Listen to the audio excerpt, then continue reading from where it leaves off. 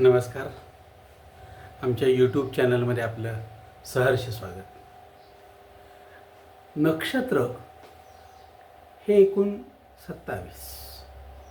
आपण प्रत्येक नक्षत्राची माहिती हळूहळू घेत आहोत. त्यामध्ये आज आपण ज्या नक्षत्राची माहिती घेणार आहोत ते म्हणजे मूळ नक्षत्र. ह्या नक्षत्राबद्दल गैरसमज प्रचंड मोठ्या प्रमाणात आहेत आणि त्यामुळं ह्या नक्षत्रावर जन्मणाऱ्या व्यक्तीकडे बघण्याचा दृष्टिकोन, त्याला हाताळण्याचा दृष्टिकोन, सांभाळण्याचा दृष्टिकोन हा थोडासा अन्यायकारक आहे हे स्पष्ट आहे. म्हणून या मूळ नक्षत्राचं खरं स्वरूप काय आहे हे समजून घेणं गरजेचं आहे. मी पुन्हा पुन्हा प्रत्येक व्हिडिओमध्ये सांगत आहे की धर्मशास्त्र आणि ज्योतिषशास्त्र ह्या दोन्हीचाही इम्पॅक्ट जो आहे तो माणसाच्या मनावर होतो आहे आणि त्यामुळं माणूस आतून बदलला जातो. आपल्या मनावर, आपल्या संस्कारांवर साचलेला जो मळ असेल, मलिनता असेल, ती कमी करणे आणि आपलं जगणं अजून सुकर करणे, छान करणे हा हेतू आहे. त्यामुळं पुन्हा पुन्हा तो विचार करायचा की माझ्यात काही दोष आहेत का आणि असतील तर ते मला दुरुस्त करणं हे गरजेचं आहे की जेणेकरून माझं जगणं अधिक सुसह्य, अधिक आनंददायी हे मलाही आणि माझ्याबरोबरच्या लोकांनाही होईल, हा एकमेव विचार त्यामध्ये आहे. म्हणून मानसशास्त्रीय शाखा या दोन्ही ह्यातल्या कुठल्याही एखाद्या शब्दावर, एखाद्या वाक्यावर विनाकारण टीका करत ते खरं खोटं असं करण्यापेक्षा त्यातून मूल्य काय जपलं जातं आणि आपल्यात बदल काय होतो हा पुन्हा पुन्हा विचार करण्यासारखा मुद्दा आहे. म्हणून विचार करा की हे नक्षत्र इतर नक्षत्रांप्रमाणेच आहे. एकूण 27 नक्षत्रामध्ये हे 19 नंबरचं नक्षत्र मूळ. ह्या नक्षत्राकडे पाहिलं की ह्याची एक योनी आहे, श्वान म्हणजे कुत्रा. त्यामुळं मग एखाद्या माणसामध्ये त्यातले गुण काय दिसतात असं पाहण्याचा मोह आवरता येत नाही आणि अशा आपल्या कित्येक तरी गुण आपले प्राण्यांच्या गुणाशी सादृश्य म्हणजे समानता दाखवणारे आहेत. तसाच तोही आहेच, वादच नाही यामध्ये काही. आता प्रश्न असा येतो की मूळ नक्षत्राची देवता निवृत्ती, ही जी देवता आहे ही कुठे असते? जेव्हा आपण पूर्वेकडे तोंड करून उभारतो तेव्हा आपल्या उजव्या हाताला दक्षिण येते आणि तिथून थोडं पुढं आपण जर सरकलो तर आपल्याला नैऋत्य ही दिशा लागते. ती म्हणजे ह्या नक्षत्राची देवता निवृत्ती. ही नेहमी दक्षिण पश्चिमेच्या मध्ये असते. म्हणजे काय तर मृत्यू, क्षय म्हणजे विनाश, दुःख, अंधकार ही ती पसरविते. म्हणून तिला तू आमच्याकडे पाठ करून पुन्हा न परत येण्यासाठी निघून जा असे प्रार्थनेने सांगितले जाते. पण ती बिचारी जात नाही. मग दक्षिणेला भ्यायचं का? नाही. आपल्याला ह्या सर्व गोष्टी ज्या आहेत तिला तोंड द्यायचं आहे. म्हणून मूळ नक्षत्राची जी कथा आहे त्या कथेमध्ये मला अधिक वेदना, मला अधिक दुःख, मला अधिक क्षमतेनं त्याला तोंड द्यायला ताकद यायला हवी, हा आपल्यामध्ये एकदा विचार रुजला की आपण त्या मूळ नक्षत्रावर मात करू शकतो. आता ह्याच्यामधला जो चुकीच्या विचारांवर पगडा देणारा घटक आहे तो म्हणजे असा की एखादं बाळ मूळ नक्षत्रावर जन्मलं तर समाजामध्ये खूप मोठी भीती त्या पालकांना दाखवली जाते किंवा निर्माण केली जाते आणि मग ते 12 दिवसाच्या आत त्याची शांती करायला पाहिजे. आता 12 दिवसाच्या आत म्हणजे आता 95% स्त्रियांचं सिझेरियन ऑपरेशन होतं. 12 दिवसात त्या बिचारीला बसता सुद्धा येत नाही. 12-15 टाके पडलेले असतात. त्यामध्ये ते बाळ घेता येत नाही. 10-15 दिवसाचं बाळ म्हणजे काय अवस्था, त्यात एखाद्याला कावीळ असते, एखादं आजारी असतं. हा सगळा हिशोब बघता 12व्या दिवशी म्हणजे थोडासा अन्याय नव्हे, भरपूर अन्याय हा. एक दुसरं असं की आपल्याला कसं वाटतं, हे आपल्या घरात घडलं असतं आपण 12व्या दिवशी केलं असतं का? नसतं केलं. मग लोकांना आपण चुकीचं सांगणं हे योग्य वाटतं का? 10 वेळा विचार करायचा. बरं, प्रश्न असा आहे की मूळ नक्षत्राच्या पहिल्या चरणावर जन्म झाल्यास काय दोष, दुसऱ्या चरणावर काय दोष, तिसऱ्या चरणावर काय दोष, चौथ्या चरणावर झाल्यास काय दोष, हे धर्मशास्त्रामध्ये दिलेलं आहे. मग जे काही दोष असतील, जे काही त्याचा आम्हाला फटका बसणार असेल, तो जन्मल्या जन्मल्या बसणार आहे का? तो पुढे बसणार आहे. मग आम्हाला थोडंसं मोठं होणं, थोडं समज येणं, थोडं आर्थिक पैशाची आमची व्यवस्था होणं, त्या स्त्रीला बसता येणं, ती आनंदी असणं, त्या घरातलं वातावरण त्या होमाला पोषक असणं, ह्या गोष्टींचा विचार करून आपण, मला वाटतं की त्यांना ताबडतोब करा असं सांगणं किंवा 12व्या दिवशी वगैरे वगैरे वगैरे हे थोडंसं आवर्त घेतलं तर अधिक आनंददायी होईल. ते करणारच आहेत, तुमच्याचकडून करणार आहेत. मग थोडंसं आनंददायी करता येईल का असा विचार करायचा. त्यामुळं मूळ नक्षत्राचा विचार हा चुकीच्या पद्धतीनं होऊ नये अशी माझी विनंती आहे. बघूया आपण हे मूळ नक्षत्र म्हणजे काय. ह्या मूळ नक्षत्राची नाडी जी आहे ती आद्य आहे. आद्य नाडी म्हणजे काय? वात दोषाची प्रकृती आहे. याच्या वाढीमुळं, या वात दोषाच्या वाढीमुळं ह्या आपल्या बॉडीमध्ये बद्धकोष्ठता म्हणजे संडासचे प्रश्न, लवकर न होणे किंवा काहीतरी आपल्याला खाल्लं पाहिजे किंवा चहा घेतला पाहिजे किंवा काही लोकांना तंबाखूशिवाय नाही, अमकं तमकं सिगरेटशिवाय नाही, असे चुकीचे आपण आपल्याला सवयी लावलेल्या आहेत. तर त्याला बद्धकोष्ठता, बऱ्याच दिवस 2-3 दिवस न होणे आणि एकदम होणे, त्यावेळेला सुद्धा त्रास आहे. सांधेदुखी हा आता तर मला वाटतं कॉमन आजार होऊ लागलेला आहे. त्वचेचा कोरडेपणा, किती प्रयत्न केले तर त्वचा कोरडी राहते सारखी, त्यामुळं खाज येते. निद्रानाश, झोप कमी असणे, अशक्तपणा, डोळ्याच्या खाली काळं येणं आणि कुठलंही काम केलं थोडंसं तरी आपल्याला दमायला होणं. थंड पदार्थ जास्तीत जास्त खायचं टाळायला पाहिजे या लोकांनी, पण हे खाणं किंवा ते गार पाणी पिणं, आईस्क्रीम ह्या गोष्टी जास्त करतात, करू नये. नेहमी जेवण कोरडं घेतलं जातं, म्हणजे आमटी वगैरे जे आहे दूध किंवा काय, तर त्यामध्ये जास्त नसतं. कुठल्याही हॉटेलमध्ये आज पातळ आमटी हा प्रकार नाही आहे, कोरडंच खाल्लं पाहिजे कंपल्सरी. म्हणजे तुमच्या या वातदोषाला पोषक असंच वातावरण आज सगळीकडे दिसायला लागलेलं आहे. त्यात काही वेळेला शिळं अन्न आपण खातो. शिळ्या अन्नाबरोबर आपल्या जेवणाच्या वेळासुद्धा योग्य किंवा ठराविक नसतात. मग त्या जेवणाच्या नाहीत, कामाच्या नाहीत, त्याच वेळा विश्रांतीच्या नाहीत, ह्या सगळ्या अनिश्चित आहेत. म्हणजे आपलं शेड्यूल जे आहे ते कसं आहे, आलं मनाला तर गेली शेण आला, नाहीतर बसली ऊन आला, अशा स्वरूपाचं जर असेल तर या शरीराला त्या सवयी मारत आहेत. मग अशामुळं काय होतं, त्या जातकांना या सगळ्याचा त्रास होतो. हे ह्या नक्षत्रामुळं होतं. मग शक्य असेल तर या वेळापत्रकात बदल करून सुखाने जगण्याची कला शिकून घेणं आणि जेवढं शक्य आहे तेवढं वेळात वेळ काढून ह्या सगळ्या गोष्टी टाळणं, की जेणेकरून आपली प्रकृती ही आपल्याला सांभाळणं गरजेचं आहे.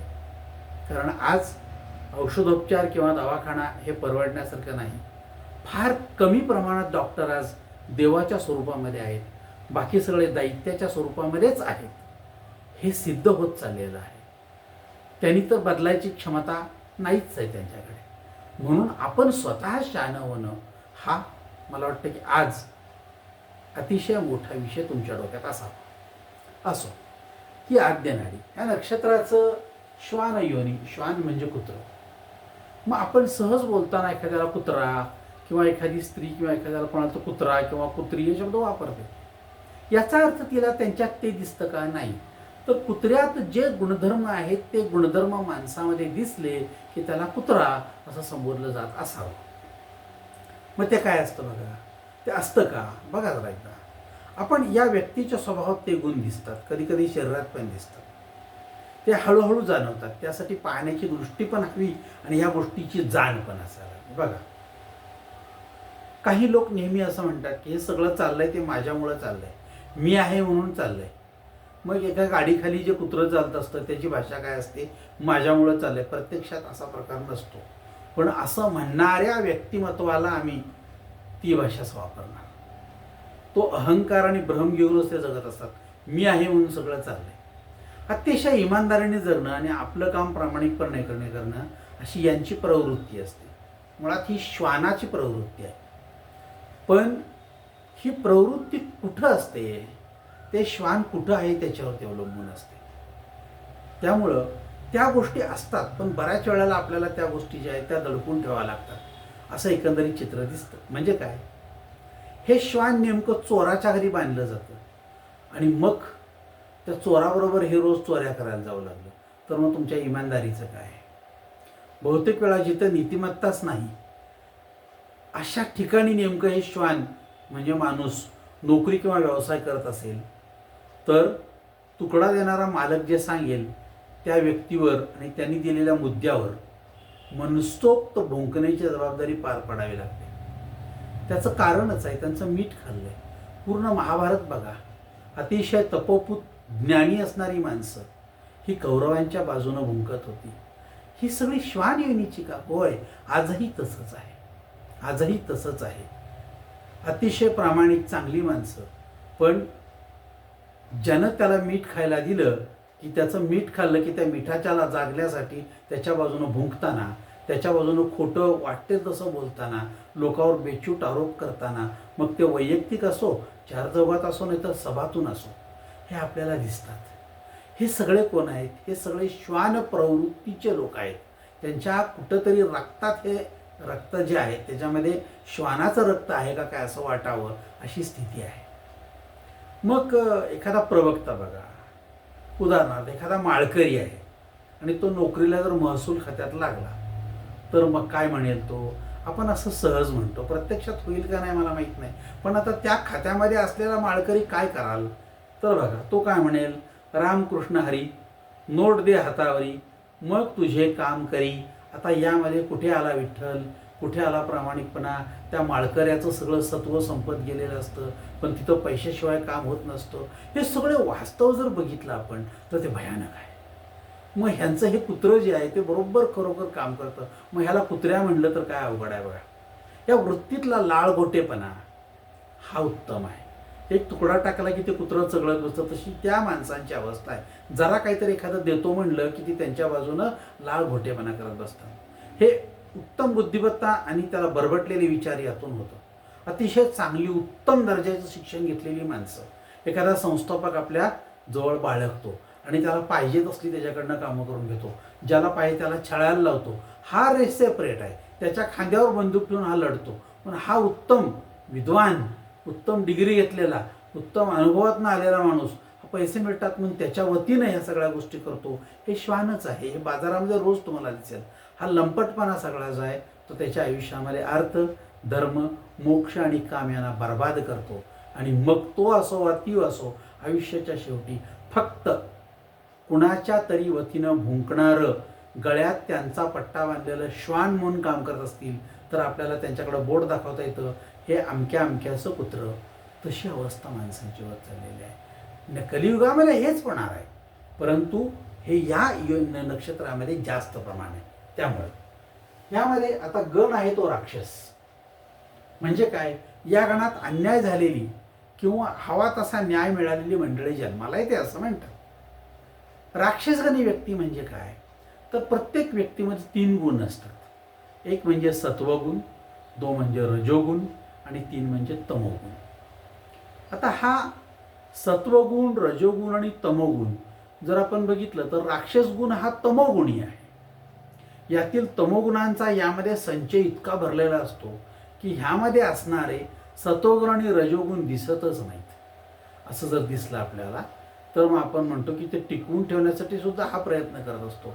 कारण बुद्धी असून तिचा वापर करण्याची कला नसणे किंवा अपुरी असणे. राक्षसगणामुळे समज कमी आणि गैरसमज डोक्यात जास्त. कुणाच्या तरी वतीनं कुणीतरी ह्याच्या डोक्यात एखादं इंजेक्शन दिलं, तो अमका अमका तसा आहे की हा त्याचा तसाच विचार करायला सुरुवात करतो. स्वतः विचार करत नाही, स्वतः बघत नाही, जात नाही, अनुभवत नाही, काही नाही. म्हणून कुणीतरी आपल्याला जर समजा एखाद्या व्यक्तींबद्दल काय सांगितलं असेल तर आपला गैरसमज तसाच करून घेऊन जगणं हे निश्चितपणे राक्षसगणाचं लक्षण आहे, तमोगुणाचं लक्षण आहे. पण असं होतं कधी कधी आपल्याला. याचं कारण पण आहे.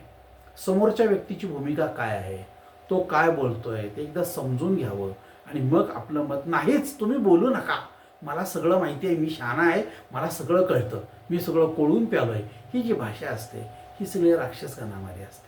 आणि मग ह्या राक्षसगणाचे परिणाम असे होतात, एखाद्या शब्दाचा भाव करत वाद करत राहतात आणि परिणामी अंगातील कलाकौशल्यांचा विकास होत नाही आणि आयुष्य विरोधासाठी विरोध किंवा त्रास देण्यासाठी विरोध ही भूमिका घेणारा वर्ग यामध्ये जास्त दिसतो. आणि ही व्यक्ती अशा स्वरूपाने मनोविकृत होऊन जगत राहते, पण स्वतःला बदलण्याचा, स्वतःला त्यातून बाहेर काढण्याचा फारसा प्रयत्न होत नाही.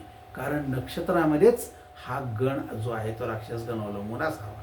त्यानंतर बघूया आता ह्या आराध्य वृक्ष जर आपण बघितलं तर ह्याचा आराध्य वृक्ष आणि दान जर बघितलं तर ह्याचा आराध्य वृक्ष आहे राळ. राळ ही काय आहे, जसं तांदूळ पिकवतो तसं राळे म्हणजे राळेचे तांदूळ नावाचा एक प्रकार, ज्याला थोडंसं आपण म्हणतो की गोल स्वरूपाचे तांदूळ असतात. अशा स्वरूपाचे तांदूळ आता आपल्याकडे फार मिळत नाहीत, पण उपवासाला ते वापरण्याची प्रथा आहे. अशा स्वरूपाचं झाड नसतंच, ते छोटंसं झुडूपच असतं, पण हे म्हणजे यांची ती देवता आहे. त्यानंतर याला दान ते सांगितलं लोह. लोह म्हणजे लोखंड. लोखंड या शब्दाचा अर्थ असा की यम म्हणून आपण लोखंड वापरतो. ह्यात झीज कमी असली तरी सुद्धा ती आपलं संरक्षण करत असते. मग बघा नाल बघा कशी असते, घराचे कडी-कोंडे कसे असतात बघा. जिथं मजबूतीकरण पाहिजे तिथं आपण लोखंड वापरतो. त्यामुळे लोह हे दानाची वस्तू आहे. म्हणजेच काय तर समोरच्या व्यक्तीला मजबूतीपणा येण्यासाठी तुमच्या मदतीची गरज असते. अशा वेळी तुम्ही ते तर त्यांना मदत करा, मजबूतपणे करा, नाहीतर मग लोह दान द्या. लोह म्हणजे लोखंड. लोखंड याचा अर्थ लोखंड दान नेणे नव्हे, लोखंडाची एखादी वस्तू त्याला गरजेची आहे अशी वस्तू दान देणे. मग लोखंडाची खुर्ची, लोखंडाचे टेबल, लोखंडाचं पाण्याला एखादा पिंप किंवा लोखंडाचा कॉट अशा वस्तू दान देणं. आणि अगदीच जमत नसेल तर छोटं साध्या वस्तू ज्या असतात त्या सुद्धा दान दिल्या आपल्याला तरी सुद्धा आपल्याला त्याचं पुण्य मिळणार आहे आणि आनंद मिळणार आहे. विशेष पाप पुण्यानंतरचा भाग आहे. याची देवता आहे निवृत्ती. निवृत्ती म्हणजे आपण आत्ताच बघितलं की पश्चिम आणि दक्षिण ह्याच्या मधला कोपरा म्हणजे निवृत्ती. ज्या भागामध्ये घरामध्ये आपल्याला जिना किंवा टाकाऊ वस्तू ह्या टाकाव्या वाटतात किंवा टाका असं सांगितलं गेलेलं आहे. म्हणजे ही जी जागा असते ही जागा फारशी लाभदायक नाही असं त्यांना म्हणायचं असेल. त्यामुळं आपल्याला म्हणतात की देवघर तिथं नको अमकं. पण प्रश्न तो नाही आहे. प्रश्न हा आहे की असं का, तर साधारणपणे ही जी जागा आहे ही आपल्या डोक्यात बसलेलं आहे की हे टाकाऊ वस्तूंसाठी आहे म्हणून आपण त्याचा विचार करतो. पण निवृत्ती ही देवता आहे, आपण त्याचाही परत एकदा विचार करायला पाहिजे. आता हे नक्षत्र आहे, हे अधोमुखी नक्षत्र आहे. अधोमुखी याचा अर्थ असा, भूतकाळात जास्त जगत राहणारी व्यक्तिमत्व. कोणतीही गोष्ट झाली की लगेच तिचा संदर्भ भूतकाळाशी जोडला जातो. म्हणजे काय, अधो म्हणजे खाली. मग ही मंडळी भूतकाळात ते लोक कसे वागले, त्यांचं आपल्याशी वागणं कसं, त्यांचे व्यवहार काय, ते चांगले होते का वाईट होते, त्यांचे पै पाहुणे कसे, त्यांची 7 पिढी कशी, त्यांच्या मागच्या पाहुण्यांनी आपल्याला कसं काय केलं, हे असलं काहीतरी काढायचं आणि त्याचा वर्तमानाशी संबंध लावायचा आणि जगत असताना त्या सगळ्या गोष्टींचा पुन्हा पुन्हा उल्लेख करायचा आणि जगण्यातला आनंद कमी करायचा. भूतकाळाचा संदर्भ घ्यावा पण चांगल्या गोष्टीसाठी घ्यावा. पण भूतकाळाचा जर संदर्भ चुकीच्या गोष्टीसाठी घेतला असेल तर आपण आपल्या डोक्यामध्ये कचरा साठवलेला आहे. उदाहरणार्थ, एका बाईच्या घरी एक लग्नपत्रिका आली. 20 वर्षापूर्वी त्या बाईंचा ह्या बाईंशी अतिशय घनिष्ठ असा संबंध होता, ओळख होती. त्यांनी कुठेतरी सेलमधली एखादी साडी त्यांची ऐपत असेल त्याप्रमाणे यांना दिली असेल, हिला आवडली नाही, हिनं ती 50-100 रुपयाची साडी अजून तशी ठेवली. 20 वर्ष डोक्यात ते तसंच कचरा आहे. हिच्या मुलीचं जेव्हा लग्न येईल तेव्हा तिच्या लग्नात तिला तीच साडी देईन. आता 20 वर्षानंतर तो योग आला, तिनं ती अजून ठेवलेली असेल तर बघा 20 वर्षात तिनं तो कचरा असाच्या असा जवळ ठेवला आणि मग तो आता तिला नेऊन देणार आहे या लग्नात. असं जर असेल तर निश्चितपणे आपण समजायचं की आपण कुठल्या तरी अधोमुखीपणाचा प्रकार दाखवत आहोत. सगळा भूतकाळ आपण धुंडून काढला आणि ते ठेवलं. कुठं ठेवली ती काढून परत त्याला चांगली एक पिशवी घालून परत नेऊन तिला द्यायची आणि पुन्हा आनंद मिळवायचा. केलं का नाही माझं खरं, असं जर असेल तर आपण भूतकाळात कोण कसं वागलं म्हणून आपण इतके दिवस आपली प्रवृत्ती तशीच ठेवली, ती बदलायला पाहिजे होती, ती बदलली नाही. म्हणजे लोक बदलले, जग बदललं, पण आपण बदललो नसेल तर माणूस आणि जनावर याच्यामध्ये जो फरक आहे तो इथं दिसतो.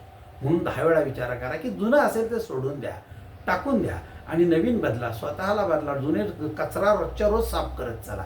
निदान तो काय माहिती का, कचरा जो आहे तो पुन्हा पुन्हा उगाळून बाहेर तर निदान काढू नका.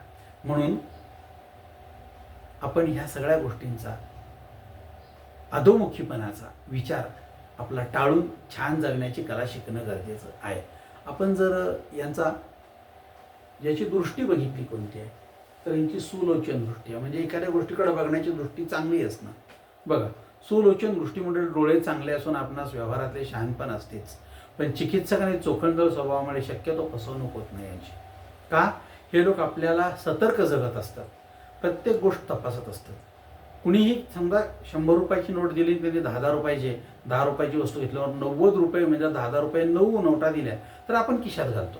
नाही, हे लोक प्रत्येक नोट काढून बरोबर आहेत का ती उलटी सुलटी तपासून एखादी खराब असेल तर मला ती परत घ्या आणि दुसरी द्या असं म्हणणाऱ्यांपैकी हा लोक आहेत.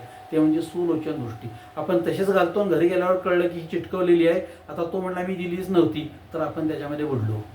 हा इतका साधा सोपा विचार, म्हणजे व्यवहारामध्ये सतर्क राहणं. अशा माणसाला जर बँकेत कॅशियर केलं आणि लोकांनी अशा फाटलेला नोट खपवल्या ह्याच्याकडं, तर ह्याच्या मॅनेजरला हाकलतील ना हो. म्हणजे तुम्ही सतर्क राहणं कामात, घरात, व्यवहारात हे गरजेचं आणि अपेक्षित आज ते आहे. त्यामुळं कमी किमतीत एखादा माल दिला, वजनात फसवणूक केली, व्यवहारामध्ये चुकीचं पटवून दिलं, वाटपामध्ये एखादी डावी वाटणी आपल्या पदरात टाकली किंवा एक दाखवलं आणि दुसरी तुस्त दिली, अशी फसवणूक होते बऱ्याच वेळेला. आज बऱ्याच वेळा ते ऑनलाईन मागवतात, त्यामध्ये पण असंच होतं. त्यावेळी सुलोचन दृष्टी असते, असं राहू दे आता काय करायचं म्हणून आपण ठेवून घेतो. आणि अशा 1 लाखापैकी 50,000 लोकांना वाटल्या तर 50,000 लोक त्यामध्ये फसतात आणि त्यांचा तो फायदा होतो. शहाणं आपण व्हायला हवंच. त्यामुळे सुलोचन दृष्टी ही गरजेची आहे.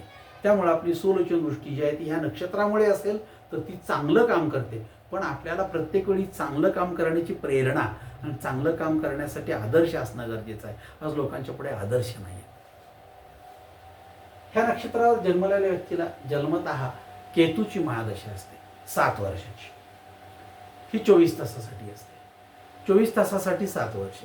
मग ह्या 24 तासापैकी त्याचं नक्षत्र संपलंय किती आणि राहिलंय किती?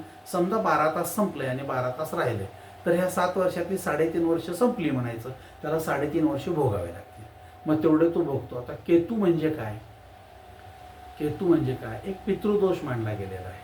म्हणून केतू आणि राहू ह्या संकल्पना जरी असल्या तरी त्या नीट समजून घ्यायला पाहिजेत. डोक्याचा भाग आहे तो राहू आणि डोक्यापासून म्हणजे मानेपासून खालचा भाग आहे तो म्हणजे केतू.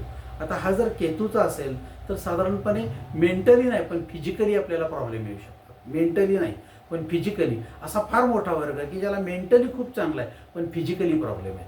मग अशा लोकांचे प्रश्न जे आहेत ना ते त्यामुळे वाढतात. त्यानंतर यामध्ये हे 4ही जे नक्षत्रामध्ये चरण आहेत ते एकाच राशीमध्ये असतात.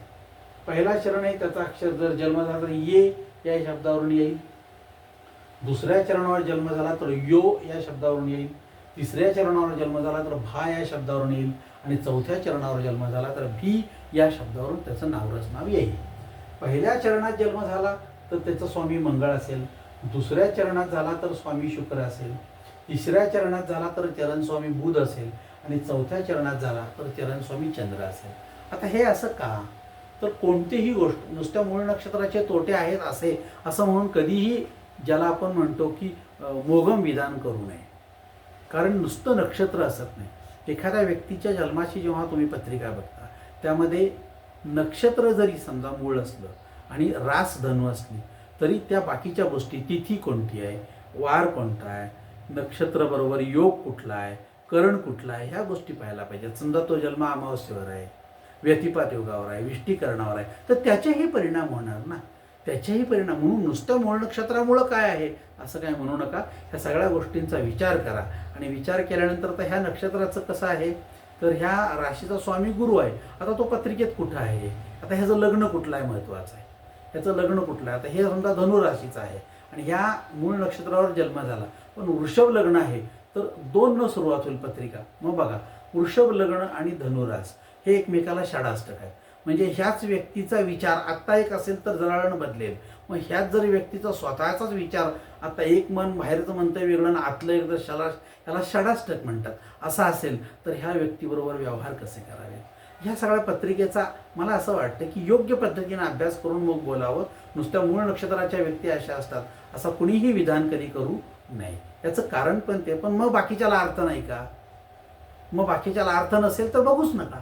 अर्थ आहे तर मग त्या गोष्टींचा अभ्यास करा. दोन्ही गोष्टी करायच्या. आता ही रास आहे धनु. ही 9 नंबरची रास. ही रास धनु 2.25 नक्षत्रांनी युक्त आहे.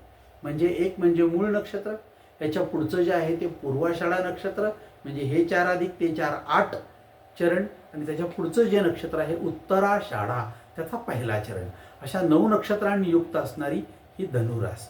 ही रास छान आहे, पण ह्या नक्षत्रामध्ये प्रत्येक वेळी वेगवेगळे चरण येतात आणि मग त्या प्रत्येक वेळी त्यामुळं काय माहिती का, ह्या राशीची लोक अशी असतात असं एक जनरल स्टेटमेंट करणं थोडंसं अवघड जाईल. याचं कारण असं की प्रत्येक नक्षत्राचं आपण जर बघितलं तर प्रत्येक चरणानुसार त्याचं सगळं व्हेरिफिकेशन वेगवेगळं होणार आहे. मग आपण या सगळ्यांच्याबद्दल एकत्र काय तर म्हणू, 9 लोक एकत्र आले तर सगळेच एक वस्तू खातील असं काही नाही. तसंच या सगळ्यांची आवड निवड सगळं वेगळं असेल. त्यामुळं धनुरास अशा स्वरूपाची आहे असं जर म्हणलं तर थोडंसं आपलं म्हणणं जे आहे ते पुन्हा तपासण्याची गरज भासणार आहे. त्यानंतर ह्या नक्षत्राचा स्वामी आहे गुरु. त्यामुळे ह्या पत्रिकेत गुरु कुठं आहे हे बघणं गरजेचं असेल. म्हणजे उच्चीचा आहे का नीचेचा आहे. बऱ्याच वेळा लग्नाला गुरुबल बघतो, मुंजीला गुरुबल बघतो. तसं ते गुरु कुठं आहे आणि तो गुरु उच्चीचा आहे का नीचेचा आहे का, अस्तंगत आहे का शत्रू घरात आहे, त्याच्याबरोबर युती आहे का. उदाहरणार्थ एखादी पत्रिका खूप छान आहे पण गुरुबरोबर राहू किंवा केतू आहे. याचा अर्थ असा की गुरु केतू युती आहे तर चांडाळ योग असं म्हटलं जाईल त्याला आपण. म्हणजे तुमची संगत चांगल्या लोकांशी होणार नाही आणि मग तुमच्यावर एक शिक्का बसला जाईल. हा असल्या लोकांच्यामध्ये असतो किंवा ही असल्या बायकांच्यामध्ये असते तर तुमच्याकडे बघायचा दृष्टिकोन बदलेल. म्हणून नुसतं तेवढ्या एका गोष्टीचा सुद्धा आपल्यावर परिणाम होणार आहे. म्हणून त्या गोष्टी बघणं गरजेचं आहे. ही क्षत्रिय वर्णाची रास आहे. क्षत्रिय वर्णामध्ये थोडंसं काय आहे, माणूस आक्रमक जास्त राहतो आणि मग आक्रमकतेमध्ये ताकदीनुसार काम करतो. म्हणून पंचायत आहे की डोक्यानुसार काम कमी होणे शक्यता असते. हा जो आहे धनुरास त्याला वश्य आहे मानव. म्हणजे ह्या लोकांना जास्त लोकांच्यामध्ये मिसळायची, मानवांच्या बरोबर म्हणजे व्यक्तींबरोबर संपर्क चांगले ठेवायचे, संबंध चांगले ठेवायचे, वाढवायचे, व्यक्तींचा संचय करायचा अशी यांना सवय असते. आणि शेवटचं म्हणजे काय तर ही अग्नितत्वाची रास आहे. आता अग्नितत्व जे आहे ते कसल्या स्वरूपाचं आहे, हे जे आहे ते तेजाचं तत्व आहे. अतिशय चांगलं तेज म्हणजे यशानं पराभूत वा नाराज न होणारा अग्नित्व आहे. ह्या व्यक्तिमत्वामध्ये अतिशय मोठी ताकद आहे, परंतु ती ताकद क्षत्रिय वर्णामुळे कमी होते. म्हणजे आपली जी ताकद आहे ती आपण कुठं वापरतो, ह्या सगळ्या गोष्टी त्यामुळे ठरतात. या तत्वामुळं स्वभाव अग्नीसारखा तापट आणि तप्त होतो. पोटात काही न ठेवणारा, कधीही जास्त संग्रह न करणं. अग्नी संग्रह करता येत नाही बघा. मग इतरांचं जगण्याचं अन्न तयार करणं आणि त्याला जगवणं हे जरी खरं असलं तरी तोच अग्नी बऱ्याच वेळेला व्यक्तीला जसं अन्न भाजून देतो तसा व्यक्तीला सुद्धा तो भाजतो आणि होरपळवतो. त्यामुळे ह्या अग्नीपासून 10 वेळा सांभाळून राहायला हवं. तुमची जर रास मूळ असेल आणि तुमचं नक्षत्र जे आहे, तुमचं जर रास धनु असेल आणि नक्षत्र मूळ असेल तर विचार करा. कुणीही काय सांगितलं तर ऐकण्यापेक्षा ह्या सगळ्यांचा अभ्यास करून आपण कसे आहोत आणि आपल्याला कसं बदलायला पाहिजे याचा विचार करा. तुम्ही जर बदललात तर निश्चित पण तुमच्यातला प्रामाणिकपणा हा वाखाणण्यासारखा असेल. पण जर तुम्ही चुकीच्या पद्धतीने गेलात तर तुमच्यातला प्रामाणिकपणा हा कुठेतरी बांधला जाईल आणि तुम्ही चुकीच्या एखाद्या खुंटीला फिरत राहाल आणि लोकांच्या वतीनं कोणाचं भुंकण्याचं साधन म्हणून राहिलात तर तुमच्याबद्दल निश्चितपणे या लोकांचा आदर कमी होईल. प्रयत्न करा, आपल्याला बदला, आपल्यातले दोष काढा आणि दोष काढल्यानंतर बघा तुमच्यामध्ये अतिशय चांगलं व्यक्तिमत्व राहिलं तर ते जगण्याला आनंददायी ठरेल.